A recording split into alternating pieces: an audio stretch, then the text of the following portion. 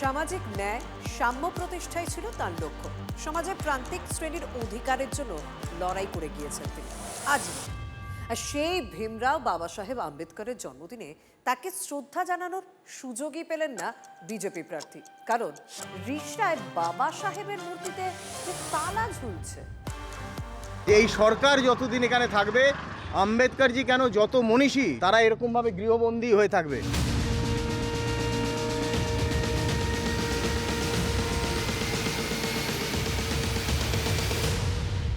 অনুগামীদের নিয়ে আম্বেদকরের মূর্তিতে মালা দিতে এসেছিলেন বিজেপি প্রার্থী, কিন্তু দেবেন কিভাবে? সেখানে তো তালা। চাবি আনতে ছুটলেন কমিটির কাছে। আরেক প্রশ্ন ঝামেলা।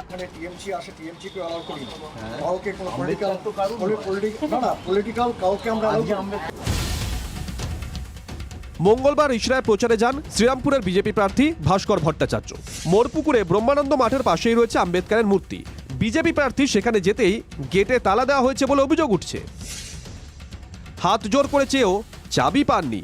শেষমেশ গেটে তালা ঝুলিয়ে ফিরে যান বিজেপি প্রার্থী। 5 তারিখে আমরা এই গৃহবন্দির অবস্থা থেকে তাদেরকে মুক্ত করব। এ সংস্কৃতি চলবে না পশ্চিমবঙ্গে। তৃণমূলই তারা মেরেছে।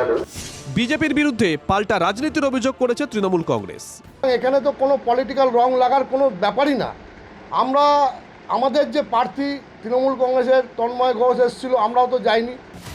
যে সংগঠনের বিরুদ্ধে গুরুতর অভিযোগ, তাদের দাবি তারা রাজনৈতিক ছোঁয়াচ থেকে দূরে। এটা তো নন পলিটিক্যাল একটা সংস্থা, এখানে আমরা কোনোভাবে একটা পলিটিক্যাল সংস্থাকে অ্যালাউ করব না। কোনো পলিটিক্সের লোক এখানে জয় শ্রীরাম বন্দে মাতরম করুক, এসব আমরা চাই না। বাবা সাহেবের জন্মদিনে যখন ঋষিরায় বাধা দেওয়ার অভিযোগ, তখন উত্তরপাড়া সিপিএম প্রার্থী মীনাক্ষী মুখোপাধ্যায় তার প্রতিকৃতিতে মালা দেন। সংবিধানে খসড়া কমিটির চেয়ারম্যানের জন্মদিনে শ্রদ্ধা জানানো নিয়েও বিস্তর রাজনীতি দেখল হুগলির 2 শহর। হুগলি থেকে আশিক ইনসানের রিপোর্ট, TV9 বাংলা।